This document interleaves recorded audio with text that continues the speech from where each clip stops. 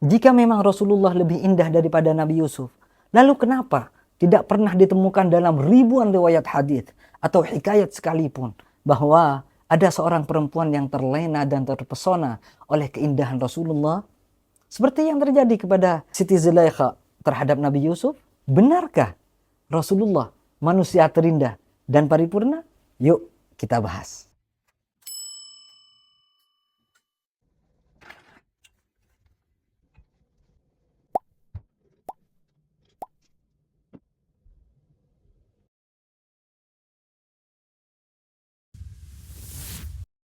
Bismillahirrahmanirrahim. Alhamdulillahi rabbil alamin. Wassalatu wassalamu ala asyrafil anbiya'i wal mursalin.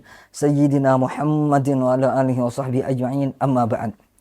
Teman-teman sekalian, seperti yang telah kita ketahui bersama, sangat banyak hadis dan pernyataan para ulama bahwa Rasulullah sallallahu alaihi wa alihi wa sahbihi wasallam adalah manusia yang sempurna, manusia paripurna. Itu artinya Allah Subhanahu wa taala telah menganugerahi sebuah keindahan kepada Rasulullah yang tak pernah Allah anugerahi kepada manusia sebelum dan sesudah beliau. Bahkan Nabi Yusuf sekalipun yang diceritakan di dalam Al-Quran sebagai sosok yang sangat tampan dan menawan, jika dibandingkan dengan Rasulullah, maka apa yang ada pada Nabi Yusuf hanya separuh dari apa yang ada pada diri Rasulullah sallallahu alaihi wasallam. Bahkan menurut Imam Al-Qurtubi, salah satu ulama pakar dan ahli tafsir di zamannya, beliau berkata, keindahan Rasulullah di dunia belum semuanya diperlihatkan. Beliau berkata di dalam salah satu karyanya, lam yadhhar lana tamamu husnihi sallallahu alaihi wa alihi wa sahbihi wasallam, li'annahu law dhahara lana tamamu husnihi lama taqat a'yununa ru'yatahu sallallahu alaihi wa alihi wa sahbihi wasallam. Keindahan Rasulullah tidak pernah ditampakkan kepada kita secara keseluruhan.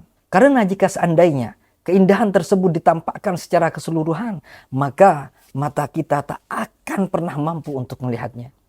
Demikian, keindahan Rasulullah tetap jelas, tampak, dan terlihat oleh orang-orang yang berada di sekitar beliau. Baik mereka yang biasa berkumpul dengan Rasulullah seperti Sayyidina Abu Bakar, atau yang tak biasa berkumpul dengan Rasulullah seperti para sahabat yang berada jauh di kota Madinah.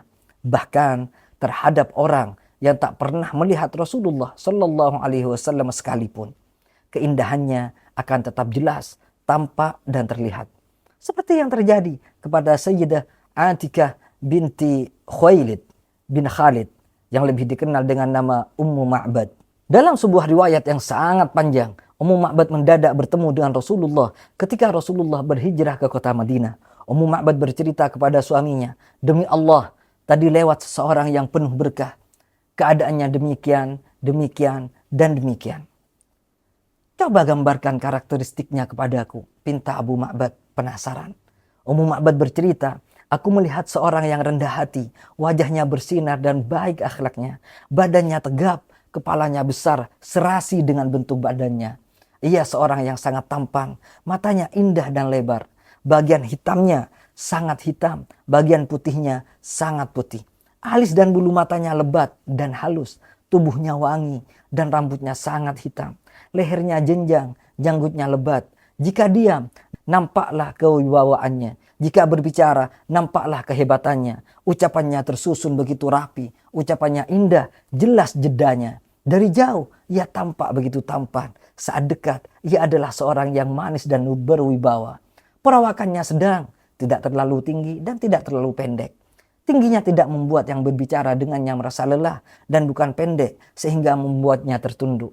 Ia bagaikan sebuah dahan di antara dua dahan.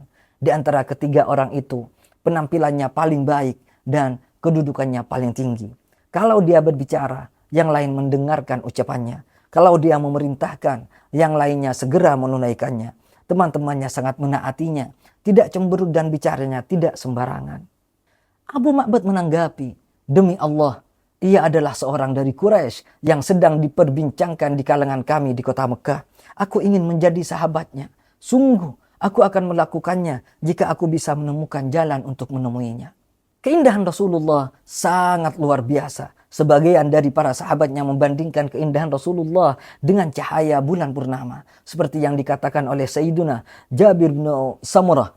Ra'aitu Rasulullah sallallahu alaihi wa alihi wa sahbihi wasallam fi lailatin idhiyan wa alaihi hullatun hamra faj'altu anzuru ilaihi wa ila al-qamar falahu indi ahsanu min al-qamar. Aku melihat Rasulullah pada sebuah malam yang terang benderang oleh cahaya bulan. Beliau mengenakan baju berwarna merah.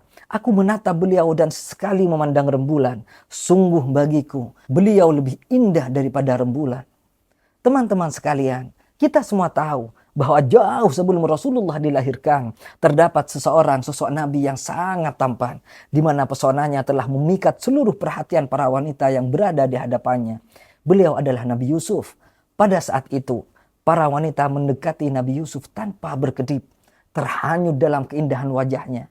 Yang mengejutkan, mereka bahkan tidak menyadari bahwa pisau di tangan mereka telah melukai jari mereka sendiri. Sebab pandangan mereka telah teralihkan oleh keindahan Nabi Yusuf.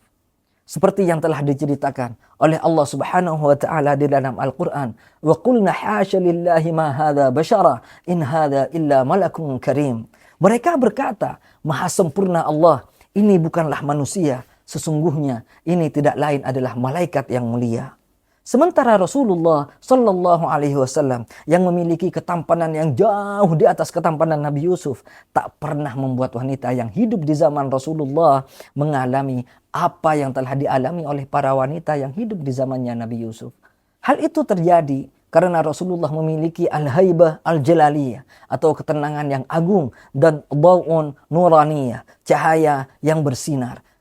Di mana semua itu menciptakan aura kehormatan dan keagungan di sekitar Rasulullah Sallallahu Alaihi Wasallam. Sebab keindahan Rasulullah bukan hanya sekedar keindahan fisik, namun lebih dari itu, sosok Rasulullah mencerminkan keindahan spiritual yang sangat luar biasa. Kelebihan Rasulullah juga terletak pada sifatnya yang tidak memicu iri hati, seperti yang terjadi pada saudara Nabi Yusuf. Sebaliknya, ketampanan Rasulullah mengilhami rasa hormat dan kekaguman yang mendalam.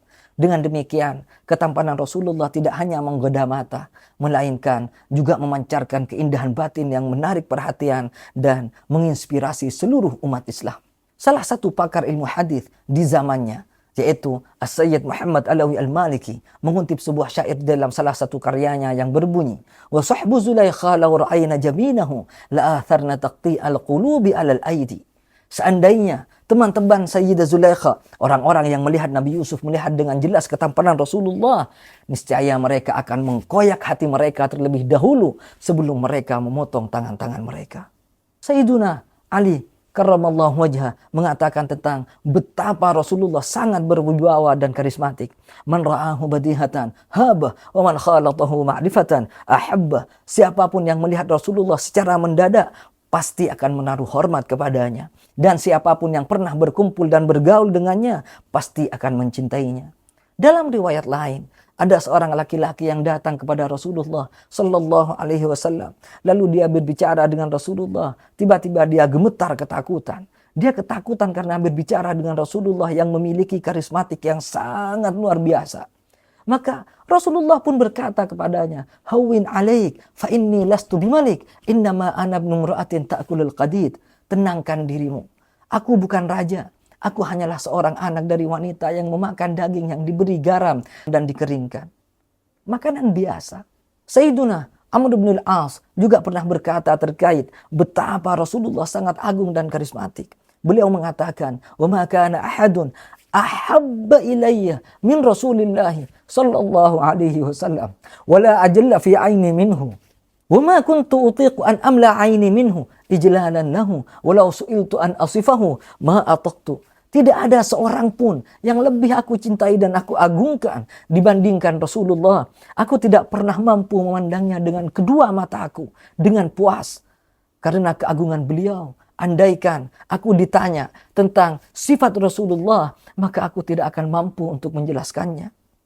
Oleh karena itu, hadis-hadis yang menceritakan tentang keindahan Rasulullah hanya diriwayatkan oleh para sahabat yang masih kanak-kanak atau orang-orang yang memang sejak kecil tumbuh dan hidup bersama Rasulullah Sallallahu Alaihi Wasallam, seperti Sayyiduna Ali bin Abi Thalib karramallahu wajhah. Yang terakhir, untuk menutup pembicaraan ini, kami ingin mengutip syair dari salah satu sastrawan sufi dari Senegal, yaitu Muhammad Ibn Abdullah bin Su'ad yang hidup pada tahun 1861 Masehi. Beliau pernah menulis sebuah syair tentang keindahan Rasulullah yang penuh dengan keagungan dan karismatik. Beliau menulis sebuah syair yang berbunyi, "Lamma ra'aitu anwarahu sata'at, wada'tu min khifati kaffi ala basari. Khaufan ala basari min husni suratihi. Falastu anzuruhu illa ala qadri. Ruhun minal nur fi jismin minal qamari. Kahilyatin nusijat min anjumiz zuhuri." Ketika aku melihat cahaya Rasulullah telah tampak, aku segera menutup kedua mataku dengan kedua telapak tanganku. Karena khawatir kedua mataku takkan pernah mampu memandang keindahan Rasulullah Sallallahu Alaihi Wasallam. Aku tidak pernah bisa memandang Rasulullah kecuali sesuai dengan posisiku.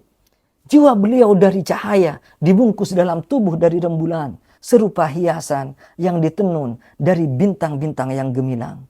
Jadi dari sini maka bisa kita simpulkan bahwa Rasulullah Sallallahu Alaihi Wasallam jauh lebih indah daripada Nabi Yusuf alaihi salam.